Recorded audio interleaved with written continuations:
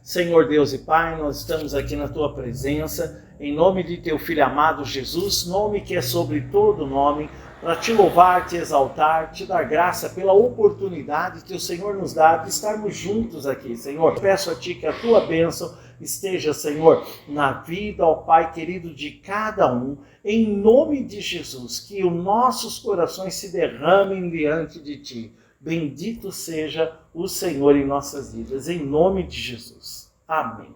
A oratória, falar em público, que é o que vocês já vêm fazendo dia a dia. O falar em público não é uma coisa assim, um bicho de sete cabeças. E a introdução, para a gente ver, falar em público, olha a coisa interessante. A oratória é a arte de falar em público de maneira estruturada e organizada. Essa arte ela tem que ser bem estruturada e organizada. É um conjunto de regras que, bem aplicada, causará nos ouvintes um efeito satisfatório. Ela pode ser usada como um remédio ou um veneno por aqueles que a dominam.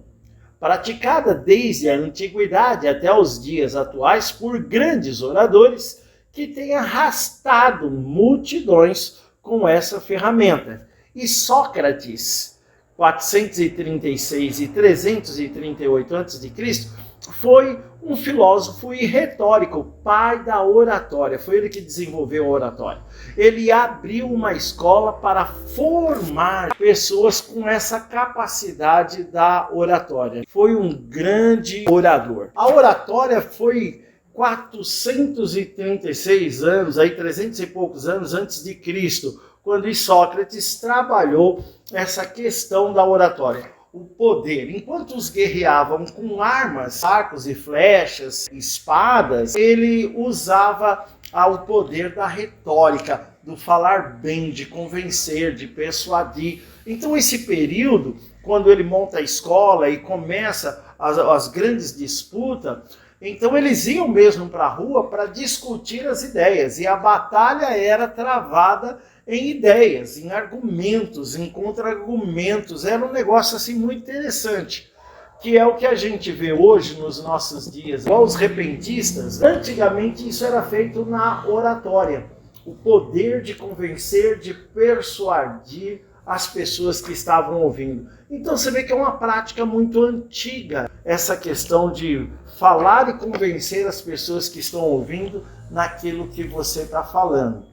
O segundo slide, prazer ou sofrimento. Essa arte está ao alcance de qualquer pessoa que queira falar bem em público.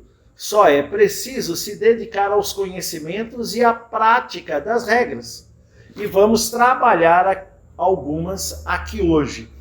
Vença a glossofobia, que é o pânico de falar em público. Existe aí algumas pesquisas, alguns comentários, alguns estudiosos aí da área, que fala que cerca de 75% da população mundial tem medo de falar em público. Mas o falar em público, psicólogos, estudiosos falam que existem vários fatores que podem levar a pessoa a ter medo de falar em público. Mas não é o que nós vamos trabalhar aqui. Todos eles concordam numa coisa, que o medo de falar em público pode ser vencido com a prática do falar. Toda pessoa tímida, inibida, quando ela se envolve com a igreja e com o ministério, e que ela vai à frente, que ela fala, que ela vai rompendo esse medo de falar em público. Aí ela se dá bem no trabalho, ela se dá bem na escola, principalmente para fazer seminários, porque essas pessoas tornam pessoas soltas,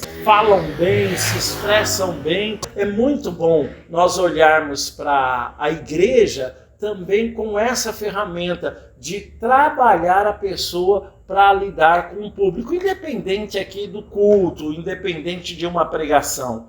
Ela acaba sendo preparada também para trabalhar lá fora. O falar em público é uma coisa que pode ser vencida, ainda que a pessoa tenha fobia de falar em público. Ela pode romper as dificuldades e nós podemos então alcançar um glorioso discurso ou fazer uma bela apresentação de PowerPoint, de slide, ou mesmo de falar na escola ou no trabalho. O medo de falar em público é glossofobia. Dentro dessa dificuldade que nós encontramos de falar, todos concordam que o único método para poder ser curado dessa fobia, vencer isso, é de fato praticando. E quando nós olhamos para a igreja, quando nós olhamos para o ministério, aí a gente vê um grande remédio para a pessoa se libertar do medo de falar em público. Todas as pessoas que são obrigatoriamente estar em evidência à frente de alguma coisa, são pessoas que dominam maior essa dificuldade. Quando a gente vê a igreja trabalhando nesse sentido, vocês pregando, vocês ministrando a palavra, vocês se soltando, isso é glorioso demais, porque nós saímos desse índice de 75% da população mundial tem medo de falar em público. Dicas para falar em público. Primeira dica, o tema e objetivo. O primeiro passo é definir qual é o seu objetivo. Você tem que ter essa clareza. Uma mensagem que você vai trazer é uma informação, essa mensagem ela é motivadora, essa mensagem é para convencer a pessoa e escolher um tema interessante para então selecionar os elementos que irão compor o conteúdo de sua pregação, de sua apresentação. O que nós vamos ter aí? A primeira coisa é o tema. Com esse tema, qual é o teu objetivo? Dentro desse tema, desse objetivo, sem dúvida nenhuma, é que começa a estrutura para aquilo que você vai falar. A maior dificuldade das pessoas quando vai falar em público é porque elas não sabem muitas vezes o que falar. Sem dúvida nenhuma, ela vai ficar insegura, que é o que a gente vê muito por aí. As pessoas vão falando o que vem na cabeça. Falas das pessoas, elas são desconexas, não tem aquela questão começo, meio e fim. Conforme vai vindo na boca, o orador vai falando. Tem hora que não fala coisa com coisa. Outro dia mesmo nós vimos aí ministros de louvor, por exemplo, na hora que estava falando, chegavam a falar palavrão naquela emoção, gente. Pregadores, na hora que está pregando, chega ao ponto, naquela emoção, de falar um palavrão terrível. Vocês pensem aí nos palavrões mais populares e mais indecorosos que vocês já ouviram por aí. Por que isso acontece? Acontece porque, de fato, ela tem o hábito de falar palavrão, porque a boca sempre vai falar aquilo que está cheio o coração. A pessoa, não tem o hábito e falou, tá, tudo é possível, né? Vamos pensar assim, mas é estranho, hein? Se a pessoa não tem o hábito de falar palavrão e ela fala, não condiz isso. Pode ser que ela não fale sempre, mas ela fala. Então, olha só, a importância do tema e qual é o objetivo do tema. O que você quer de fato trabalhar, você tem que definir bem isso. Na pregação, vocês já fizeram pregações temáticas, estão fazendo expositiva, textual. Quando você tem um tema que você quer abordar, mesmo que seja numa pregação expositiva, ela tem um eixo central, ela tem uma mensagem central. Então, esse tema, ele deve ser muito bem desenvolvido, muito bem trabalhado nesse sentido. Segunda coisa, você tem o tema, você tem o objetivo, já definiu isso? A segunda coisa é o planejamento. Anote todas as ideias em um papel. Em seguida, selecione apenas as mais relevantes e com potencial para você atingir o seu objetivo.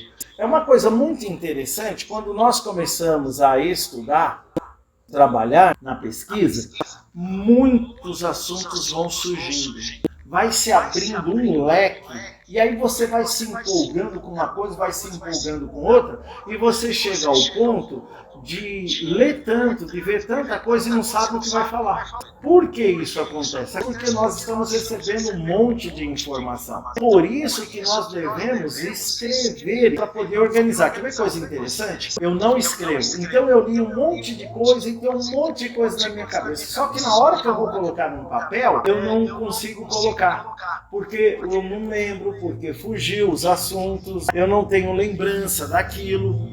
Mas na hora que eu estou pregando, a memória começa a ativar, porque eu estou falando do assunto, então aquilo vai vindo na minha mente. Aí eu fico, poxa vida, poderia ter colocado isso, ter falado aquilo outro. Isso aconteceu porque eu não fui organizando as ideias.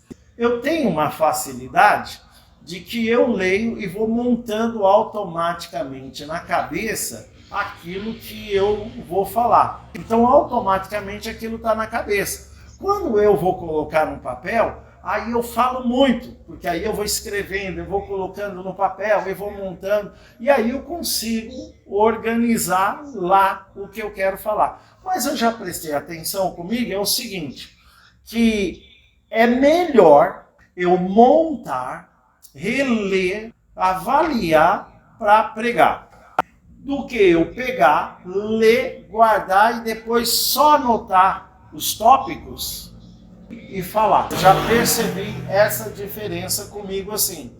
Agora, uma coisa que me facilitou muito foi a organização das ideias.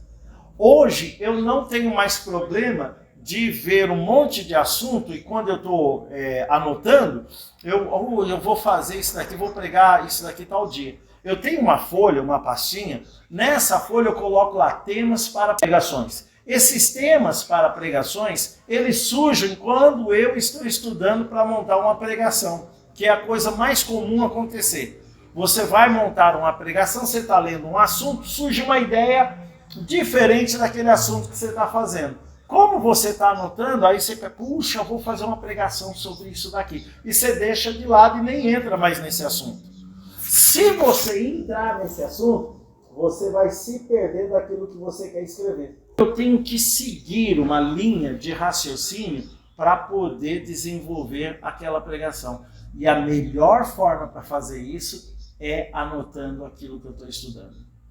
Se eu não anotar, a chance de eu conseguir passar tudo aquilo que eu quero, ela se torna muito pequena. Eu posso até ficar satisfeito, mas eu não vou ficar depois que eu fizer a apresentação, porque eu vou ter aquele sentimento de que faltava alguma coisa a mais. Você perde, às vezes, pérolas aí muito preciosas, porque você não anotou.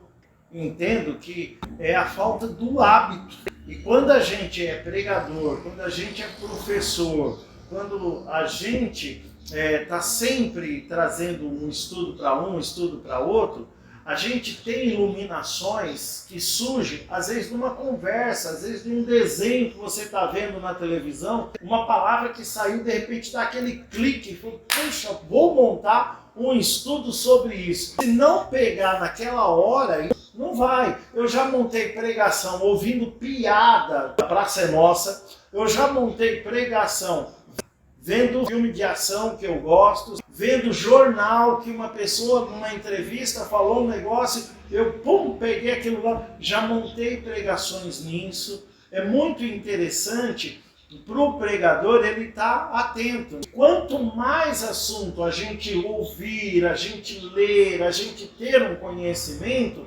mais facilita no desenvolvimento da pregação. Ou seja, se eu gosto de ler, então eu vou ter um vasto material para pregação, porque a leitura, ela agrega esse conhecimento. Se eu estou vendo um jornal, eu estou assistindo um filme, eu estou procurando entender aquilo que está acontecendo, sem dúvida nenhuma, aquilo é material que a gente vai usar. Você pode usar isso numa ilustração, você pode usar isso para montar a pregação.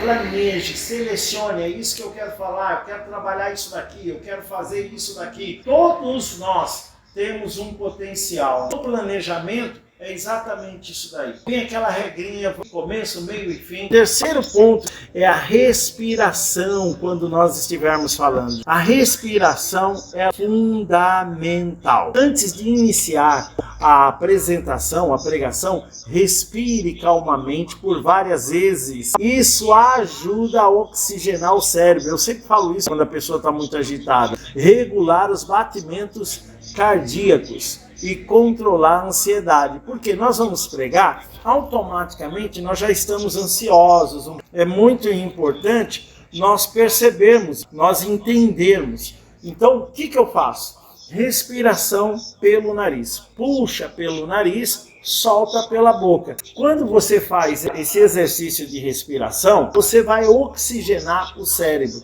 Qualquer dificuldade que você está tendo, ali já vai passar mais rápido, porque você está mandando uma quantidade de oxigênio para o cérebro maior do que o normal. Se você está nervosa porque vai falar em público, os minutinhos vai puxando pelo nariz, soltando pela boca. Isso ajuda a controlar a ansiedade na hora que você vai falar. É muito importante mesmo você chegar a essa compreensão de ter o domínio na hora, não deixar que aquela situação domine você. Quarto ponto. A voz. É fundamental você perceber o seguinte: a sua voz é boa, sua voz é forte, sua voz é fraca, sua voz é de taquara rachada, sua voz é rouca. O que você precisa fazer? Grava a sua voz. Você já reparou que toda pessoa que não tem o hábito de ouvir a voz gravada, quando ela ouve, ela acha estranha? É que você não está acostumado a ouvir a sua voz fora de você. Uma das coisas da tecnologia que ajudou bastante foi exatamente o WhatsApp, porque você vai pegando o hábito de ouvir a sua voz quando você grava. Você vai ficando familiarizado com a voz gravada. Pega o gravador, ouça a sua voz. Seja como está. Se você fala gritando, diminua o tom. Se você fala baixo, aumenta o tom. Se você fala rápido, fale mais devagar. Tudo isso é importante você saber, para você ter um controle da voz, ter um resultado naquilo que você vai falar. Uma coisa interessante, quando a pessoa chega na igreja, se ela for muito clara, a luz irrita. Se ela for muito escura, dá sono. Tem que estar um ponto que não é nem para irritar e também nem para dar sono. Existe engenharia elétrica especializada em luzes ambiente de teatro, de igreja, justamente para que as luzes facilite o trabalho que vai ser apresentado ali, para que os ouvintes não fiquem incomodados. A voz, gente, é a mesma coisa.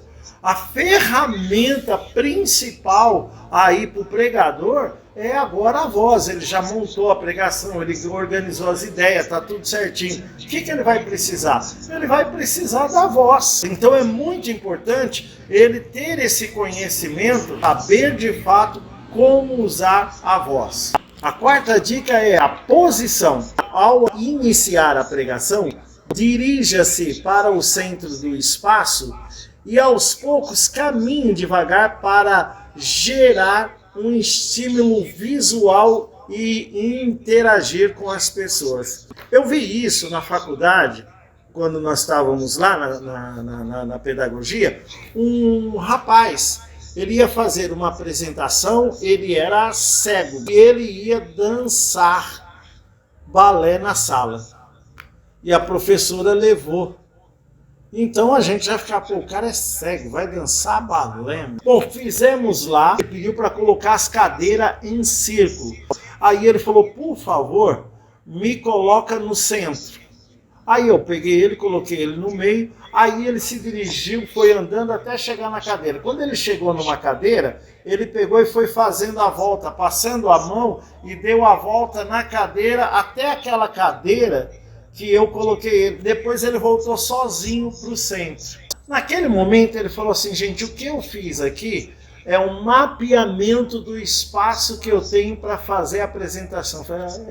Quando ele foi dançar, ele não esbarrou nas cadeiras. Ele sabia o lugar certinho. O que acontece? Nós vamos pregar. Naquele momento, o palco, o púlpito que eu tenho, ele é o meu local de apresentação. Então, se eu me familiarizar com ele, vai ficar mais fácil. Mas é óbvio que eu não vou fazer como o rapaz lá na faculdade, né? Gente, dá um tempinho que eu vou mapear o meu espaço aqui para eu poder começar a pregação. Óbvio que não. Então, de uma maneira discreta, enquanto está se preparando ali, dá uma andadinha aqui, uma andadinha ali, quebra aquele gelo de você com o palco e ao mesmo tempo de você com a igreja. Indo, andando no palco. Eu gosto muitas vezes de andar no palco, ficar em cima, descer do púlpito e ir até a igreja, mexer com um, mexer com o outro. Isso é muito bom, porque nos leva a uma interação. Faça um tourzinho muito rápido em cima do palco para se familiarizar com ele.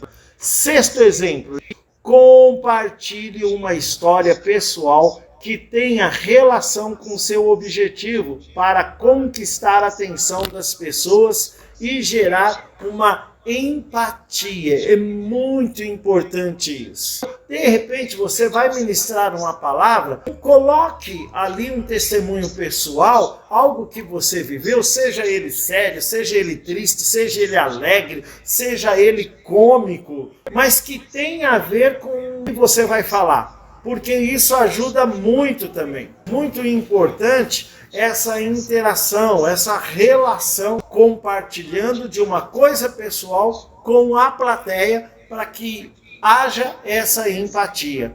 Quanto mais agradável você for, melhor é. Quanto mais solto, quanto mais você interagir com o pessoal, é muito melhor. O sétimo, criatividade. Defina as estratégias criativas de início e fim para criar uma conexão com a igreja. Eu lembro uma vez, nós não tínhamos data show e a AD usava cartolina para ilustrar aquilo que ela estava falando. E uma coisa que eu sempre falava na igreja, que tanto a AD quanto a pastora Luciana, elas tinham uma criatividade para pregar, para usar exemplos, para elucidar, fantástico. E acaba isso marcando, porque você vê ali o desenho, você vê ali um negócio, você vê outro. Uma vez, eu não lembro qual era o tema, que a AD colocou as cartolinas em volta na igreja, nas paredes. E a gente chegava, era lá na igreja de Guarulhos, e aí já ia olhando, e a gente é curioso, a gente quer ficar lendo. O que vai falar, o que é isso, o que é aquilo. Deixa uma curiosidade.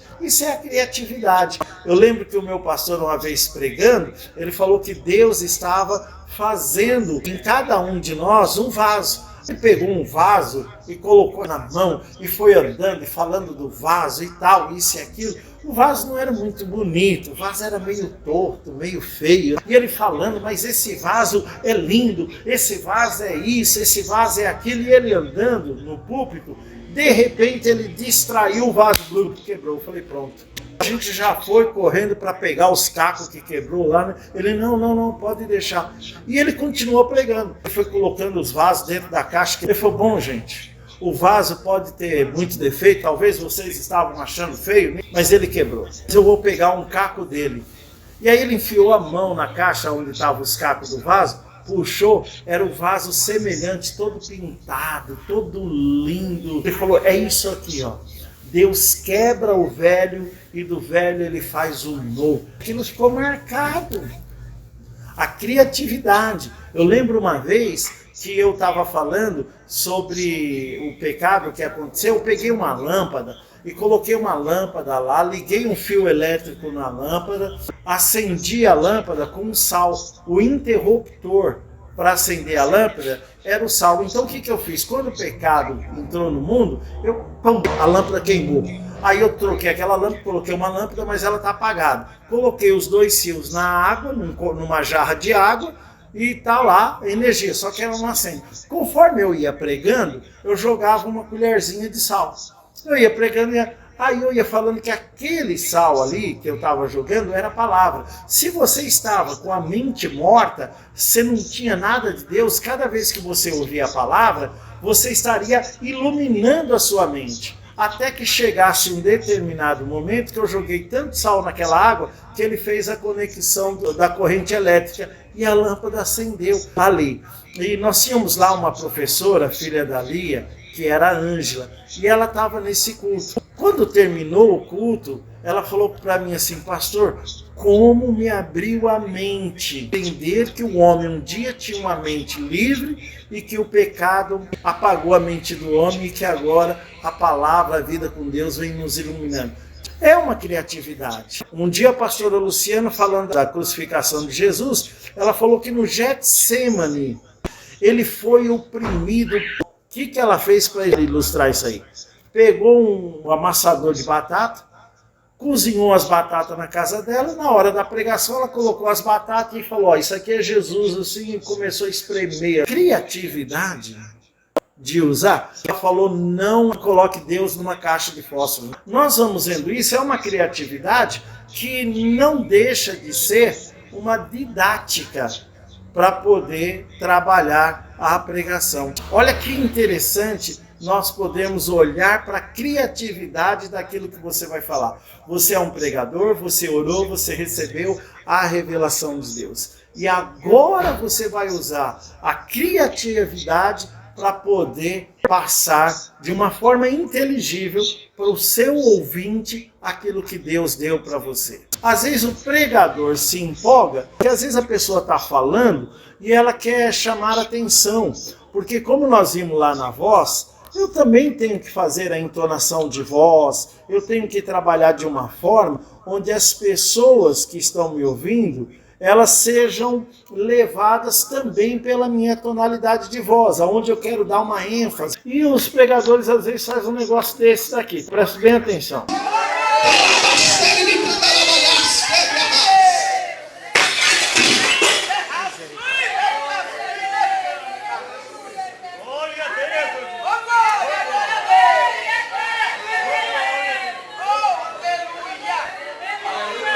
Jesus tem, irmãos, vou falar.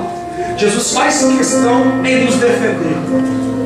A Bíblia diz em Apocalipse 12:9 que o cão, o Satanás, nos acusa dia e noite diante do trono de Deus. Mas na hora que vai nos acusar, Jesus entra no meio e diz: protesto.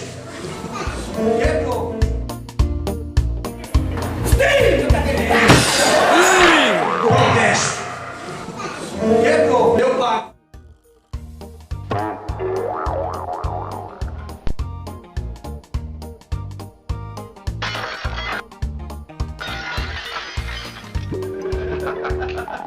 Todas as coisas da sua vida vão ser mudadas através daquilo que o Senhor fala na palavra dele. Das vossas mãos.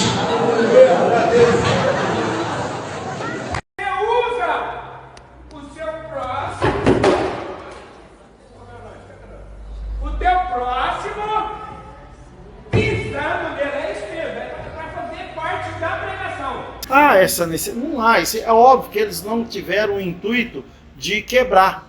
Mas na empolgação foi o que acabou acontecendo. Não há essa necessidade. Mas acaba que acontece esse tipo de coisa mesmo. Eu tinha muitos outros exemplos para a gente pegar, do pastor pregando, gritando. Tem um que fala com a voz, ele fala de um jeito, mas ele vai puxando a voz, eu não sei. Eu acho que ele acha bonito, sabe? Porque Deus, ele está aqui. Meu, para que isso? Bom, uma reflexão pessoal. Consciência de expressão. Essa consciência é a racionalidade de como você se expressa. Você tem essa consciência? Você já fez essa avaliação de como que é a sua expressão? Como que você se expressa no falar naturalmente? Como que você se expressa pregando? Como que você faz esse trabalho? Isso é legal, porque você vai fazendo uma autoanálise. Se você tem uma pessoa que ela é totalmente imparcial, que ela é justa, seria legal, por exemplo, você pregar para essa pessoa e ela sentar te ouvindo. É óbvio que tem que ser uma pessoa assim muito sincera, muito madura. E ver você ali colocando os pontos errados que você teve naquele momento. Não tem nenhum problema. A pastora Denise e a pastora Luciana me ajudaram muito nesse sentido. Outros irmãos mandavam um papelzinho para mim lá de expressões erradas que eu usei. E eu corrigia de boa, porque eu estava aprendendo, e até hoje a gente erra também. Mas nós estamos ali trabalhando para ir aperfeiçoando. Então, essa consciência, ela é muito importante. É uma autoconsciência de como você se expressa. Eu tinha um jeito de pregar antigamente, a Dê lembra. E depois da faculdade eu mudei o meu jeito de pregar. Antigamente eu pregava um pouco mais rápido, mais enérgico, né? Depois eu diminuí, eu fui falando mais calmo, de uma forma mais inteligível, para que as pessoas pudessem entender por completo aquilo que eu estava falando, né? Não há nenhuma dificuldade nisso, gente, nenhuma. É muito importante, aqueles que estão ali nos ajudando, a gente poder ouvir eles, ouvi-los naquilo que eles estão nos dando dica para a gente melhorar. Porque nós vamos lidar com todo tipo de pessoa. E o mais importante é você saber se comportar em vários ambientes, né? Cada ambiente, você saber como se comportar naquele ambiente. E isso vai dessa consciência de expressão. O segundo momento aqui é o desenvolvimento de pensamento didático. A organização da informação é fundamental. Eu preciso, de fato, ter uma didática. A didática é que vai te colocar esse começo, meio e fim. Às vezes, na hora que você está montando, uma coisa não encaixa muito bem, não está batendo. Você vai ter que tirar aquilo ali, vai ter que ir atrás de outro. As coisas têm que estar bem amarrada. Se você não está conseguindo, dá para alguém, ó, escrevi isso daqui, montei isso daqui, qual é a sua visão nisso daí? Tá certo? O que você acha? É óbvio que você deve fazer isso com uma pessoa imparcial. Você tem muito esse cuidado. Quando você escreve o material e quando você tem os erros de conjugações verbais, mas ela entendeu o raciocínio. Ela ajuda você a organizar esses raciocínios sem mudar. Poxa, isso é muito bom, porque vai nos ajudando. Eu gosto de escrever, mas antigamente eu escrevia muito errado. E eu dava esses materiais que eu montava, que eu trabalhava, eu dava para D, corrigir o português, organizar. Hoje, quando eu mando material para ela fazer a avaliação, a correção, que vem poucos erros, e nesse aspecto, a D foi vendo o meu crescimento nesse sentido. Muito importante você pensar em quem está te ouvindo. Vai obrigatoriamente levar você a desenvolver uma didática para que a pessoa entenda. Outro exemplo que a gente colocou aí é a questão do treinar a mensagem, treinar o esboço. É errado de forma alguma pegar o esboço, ir para frente de um espelho ou alguém ouvindo e você pregar como se estivesse numa frente de milhares de pessoas. Isso vai ajudar, porque quanto mais você ler o esboço, maior facilidade você vai ter para falar do que está no esboço sem estar preso nele. Que é aquela coisa da gente sair do lugar, ir ali, falar e voltar. Por que isso acontece? Porque a gente tem um eixo, porque a gente tem um centro. Por mais que estou falando, sai do lugar e vai brincar com alguém, mas ó, nós voltando para o assunto novamente aqui. Por que isso acontece? Acontece porque nós estamos seguindo um eixo, nós estamos seguindo de fato aquele esboço que foi montado. Quanto maior a leitura, quanto maior a prática do esboço que você fez que vai pregar, mais livre você vai ficar dele. Então você vai ter essa liberdade para sair. E quando você sair do esboço, você pode voltar, dar uma olhadinha, você retoma o assunto. Outro exemplo de uma reflexão pessoal que você deve fazer: aproveite as oportunidades. Você foi chamado para dar um estudo, para fazer uma pregação, para fazer a abertura do culto. Aproveita essa oportunidade para colocar em prática aquilo que você está buscando. Não perca a oportunidade. Dá para você pregar tal dia? Opa, conta comigo.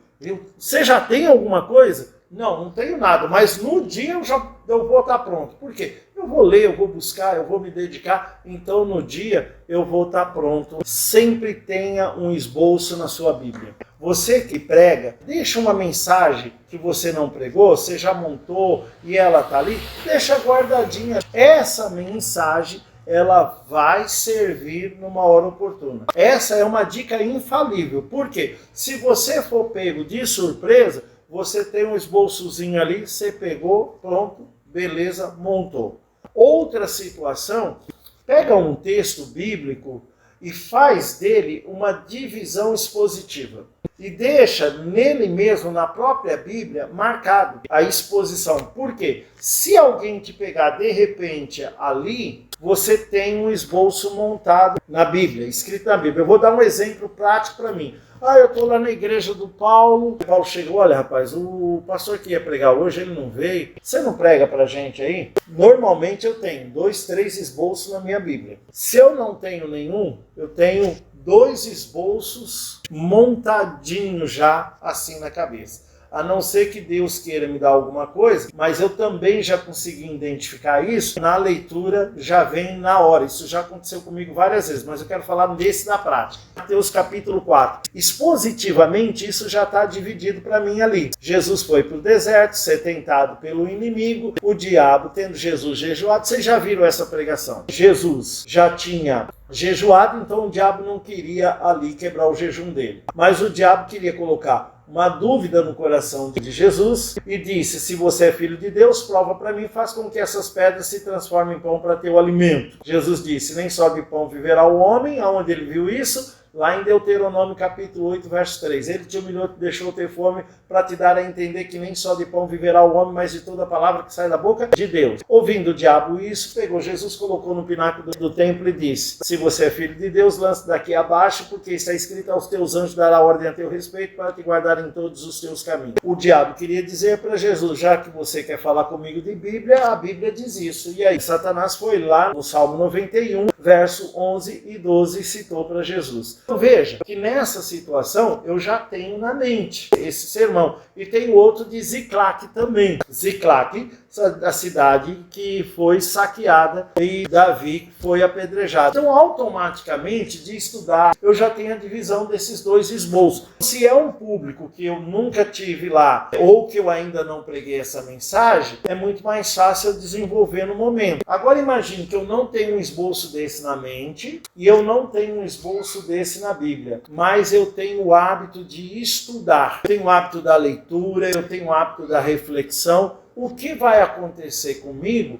é que no momento que alguém me chamar para pregar de súbito, o próprio Espírito Santo vai me trazer a lembrança alguma dessas passagens que eu tive lendo durante a semana, que eu tive lendo um dia antes, e de repente nem imaginava que aquela leitura que eu estava fazendo seria uma mensagem que eu ia ministrar ali. Uma meditação diária da palavra sempre é um alimento que está guardado dentro de você, tanto para você quanto para alguma pessoa. Depois que você entende que Deus quer te usar na pregação, que Deus quer te usar em estudo para aconselhar, porque você vai pegando materiais assim dos mais inusitados, o Espírito vai trazendo e você vai desenvolvendo. E é aí onde que nasce grandes oradores, né? Outra coisa assim muito importante é a naturalidade para falar. Não fale para as pessoas, fale com as pessoas. Isso é uma frase de Aristóteles, que ele dizia: não fale para elas, fale com elas. Uma coisa muito importante, você trazer a igreja junto com você, fazer a igreja se sentir bem com você e você se sentir bem com a igreja.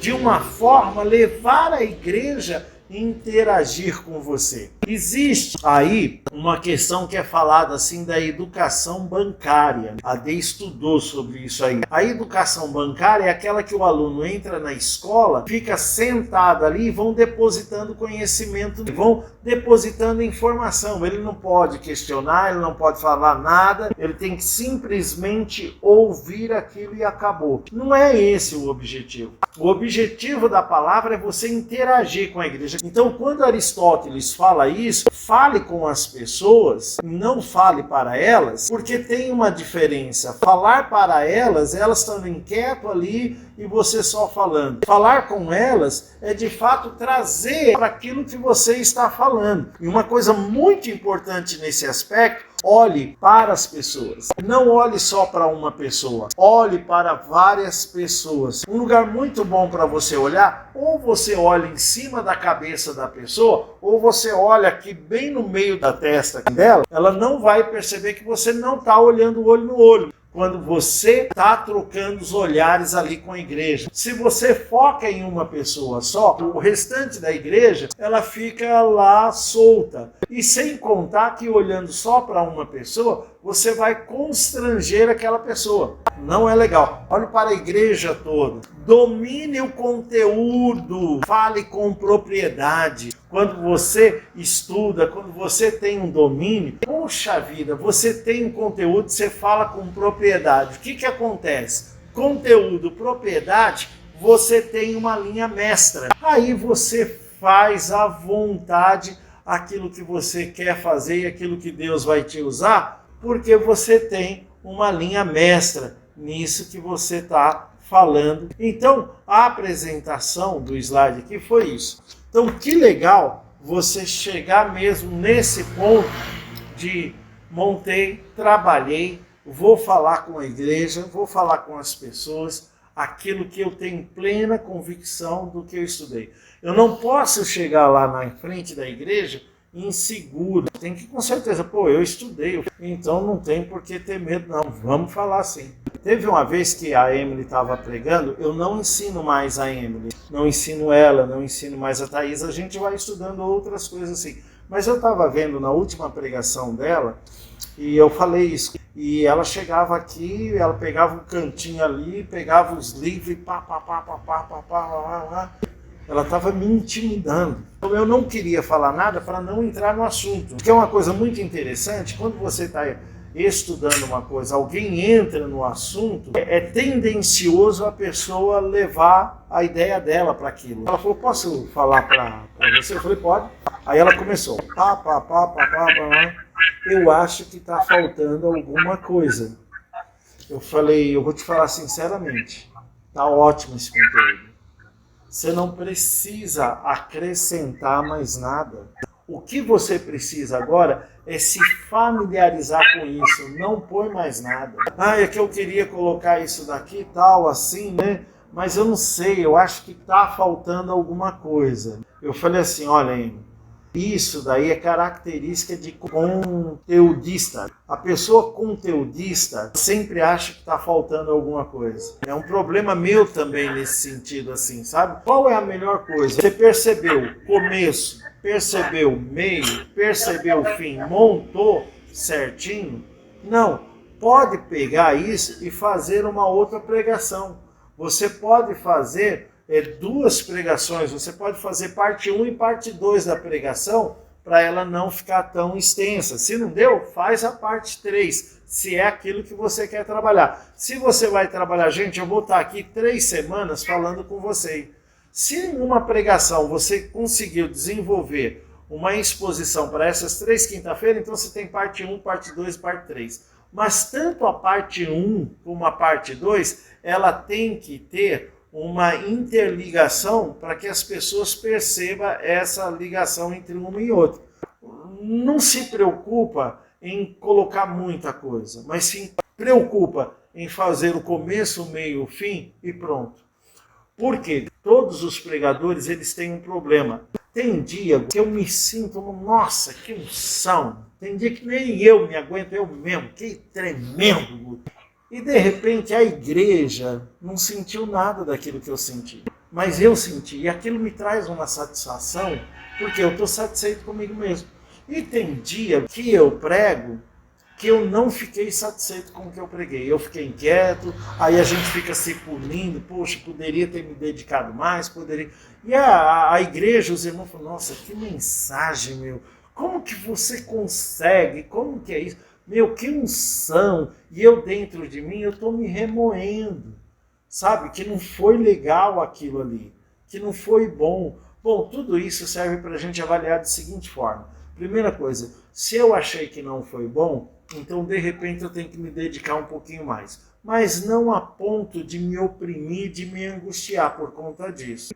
Posso sempre e devo sempre me preocupar em melhorar. Mas não é a quantidade do que eu ponho que vai trazer melhora. Os meus esboços é só o começo, meio e fim. Eu não escrevo o que eu vou falar, né? A não ser quando eu quero usar um exemplo. Mas é porque vai lendo aquilo ali e de tudo aquilo que já estudou, já está ali. Então eu só ponho os tópicos principais. Então aquilo já está na sua mente. Você quando lê ali, a primeira frase, automaticamente aquele raciocínio que você puxou, ele já vem. No meu caso. Mas quando eu estou lendo, eu já estou montando aquilo ali. Agora, para quem escreve, como escreve a D, como escreve a Thaís, como escreve a Emily, é fantástico. Eu já não consigo muito ali. Monto o esboço, mas eu estudei aquele esboço. Quanto mais anotações você fizer, mais você vai desenvolvendo. Lá no começo, eu ficava pregando para a árvore. A primeira vez que eu fui pregar, eu tenho até a primeira pregação que eu montei, que era o cego de Jericó, e eu tenho uma foto de eu pregando e a data. Foi a primeira pregação que eu fiz para um público de 70 pessoas. E eu tenho anotado. Eu li o cego de Jericó, a passagem, umas 5, 6 vezes. E eu fui lendo, e eu sabia que eu ia pregar. Eu fui lendo, né? Fui lendo, relendo. Conforme eu ia andando, durante o dia fazendo as coisas, vinha vindo na minha mente a lembrança de alguns pontos. E quando eu fui pregar, eu fui lembrando de todos aqueles pontos. Mas depois, Deus foi me levando para pregar mais vezes. E conforme eu ia pregando, eu não tinha mais esse hábito de fazer isso. Eu lia o texto, dava uma estudadinha nele e depois eu ia pregar. Um belo de um dia, eu estava montando uma pregação, lendo. E no momento que eu fui lendo aquele texto, e eu tinha lido um livro de Kenneth Hagin. Kenneth Hagin era um evangelista herege. Ele tem umas heresias meia doida.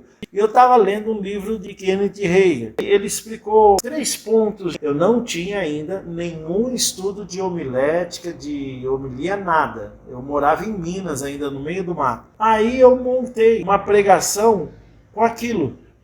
E quando eu preguei aquela pregação, um irmão que estava lá, ele chegou para mim e falou assim, porque eu já tinha pregado já umas 3, 4 vezes usando esse método. Ele chegou para mim e falou, nossa pastor, o que aconteceu? Porque depois que o senhor pregou umas 3 últimas vezes, melhorou o seu raciocínio daquilo que o senhor estava passando para a gente. Ficou diferente e mexeu comigo. Eu falei, poxa, então se ele, que já me ouviu pregar tantas vezes, viu essa diferença depois que eu usei começo, meio e fim, então o caminho está aqui. Ele percebeu que melhorou. Quando eu vim para São Paulo, comecei a comprar material para estudar. Material de homilética, que eu não sabia o que era. E aí eu fui lendo, e aí eu fiquei encantado com o livro, porque ele ia falando os pontos da homilética. E aí eu comecei a desenvolver em cima disso. Eu fui montando. Chegou um momento que eu mesmo não aceitava mais aquilo. Eu queria cada vez mais melhorar a pregação. E eu fui orando em cima disso. Teve um período que teve na nossa igreja, o Isaac, ele era um professor de teologia. E um dia ele falou para mim, pastor, dá para entender claramente aquilo que o Senhor está falando. Mas se o Senhor se dedicar um pouquinho mais na homilética, vai melhorar muito, porque o senhor tem um jeito muito peculiar de falar com a igreja, especial. Comecei a me dedicar mais nesse sentido. Foi melhorando mais. E sem nenhuma demagogia, quero poder melhorar mais.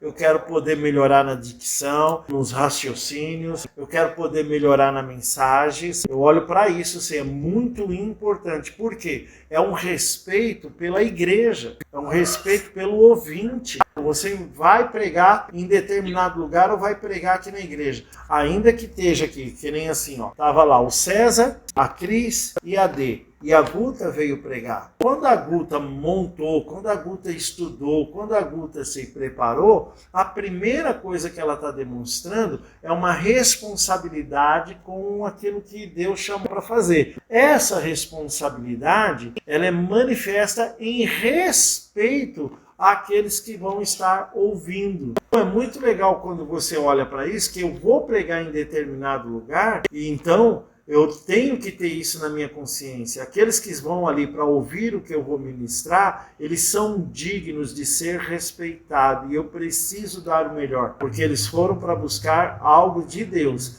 E Deus escolheu a mim naquele dia para fazer isso. Eu me cobro também nesse aspecto assim. É muito importante, né?